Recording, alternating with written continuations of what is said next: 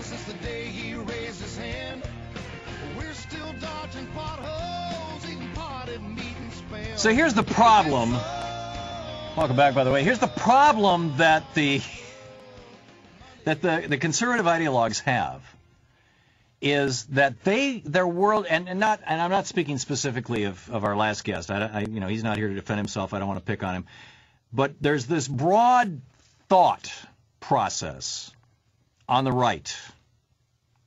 And you find it from, that woman with the Adam's apple whose name shall not be mentioned on this show again, to people from the Heritage Foundation, to right-wing talk show hosts, to conservative politicians, to the Republican Party, meeting at Grover Norquist's house last week, place of business. And that is that they were defined by their hatred and fear of communism. Communism not as a political system, but as an economic system. They had, frankly, although they hid behind the fig leaf of hating the fact that Stalin murdered 20 million people, which he did, or maybe it was 10 million, whatever the number was, he murdered a hell of a lot of people. Stalin was a very, very bad guy, and in all probability a clinically paranoid person. And they would condemn his excesses in the Gulag and all that kind of stuff. And they say, well, that's why you don't want communism. But really what they were concerned, and the proof that that wasn't what they were really concerned about, was that these were the same people who put into power Pinochet down in Chile, helped overthrow Allende, overthrow a democratically elected government, because Allende said, we're going to take some of the property of American corporations in this country and nationalize it. Our oil belongs to us. Our assets, our natural resources, they belong to us. And so we killed the guy. And we put in a dictator who started murdering people. And we had no problem with him. We supported him. And he's not the only one, by the way. The Shah was doing the exact same thing in Iran. We had the same thing going on with Somoza in Nicaragua. We had the same thing going on down in Cuba with Batista. I mean, the list is unending. We had the same thing with Diem in Vietnam. I mean, on it goes, right? So it's not that the conservatives had a problem with Stalin being a dictator. The problem they had with communism was that in its purest form, it was an economic system that did not allow for a dictatorship of the wealthy few. Now, it essentially turned into that in the Soviet Union. The reality that I think pretty much the world has figured out now is that while communism works really, really well if you have fewer than 150 people, which is about the maximum number of people that any one human being can get to know over time because of the size of our brains.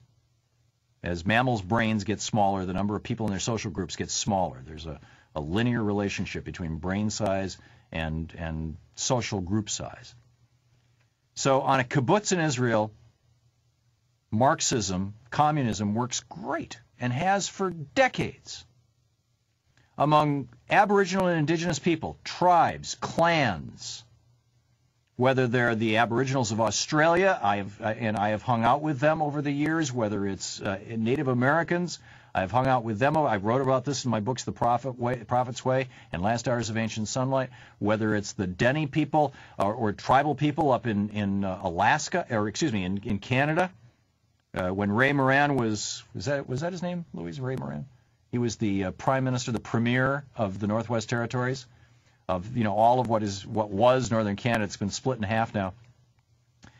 This was back a little more than a decade ago.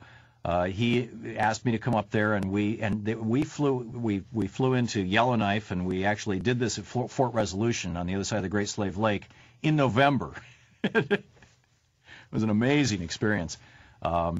In fact, the premier and I were flying across the lake back to Yellowknife, and the co-pilot showed up plastered, and so I was the co-pilot of this little plane. But in any case, in 40 degrees below zero and etc. Anyhow, he brought in about 250 tribal elders from all over Canada for us to have this all-day workshop about how to, this was based on the books that I'd written on attention deficit disorder, on how to educate kids, because the shrinks were diagnosing all of their kids, or in some communities, actually 100% of the children with attention deficit disorder, saying put them all on Ritalin. So anyhow, wherever it may be, Aboriginal and Indigenous communities, they are by and large communist. That was the model for Karl Marx. But when you get larger than that, when you get larger than 150, 200, 300 people, it doesn't work. And it turns into a bad caricature of itself. It turns into a bad caricature of capitalism, frankly. It doesn't work. So anyhow, communism collapsed, and these guys, they don't have a common enemy anymore. And so they think that I'm the enemy. They think that George Washington, the original liberal, was the enemy. They think that Thomas Jefferson, who railed against the power of banking corporations, and James Madison are the enemy. And they're lost. They're just lost. We got to worry about the left. George Soros is going to come and get us. I'm sorry. You want to worry about somebody, worry about the American Enterprise Institute, worry about the Heritage Foundation, worry about the Cato Institute. They're the ones who are hell-bent for leather on taking down American small d democracy in this republic.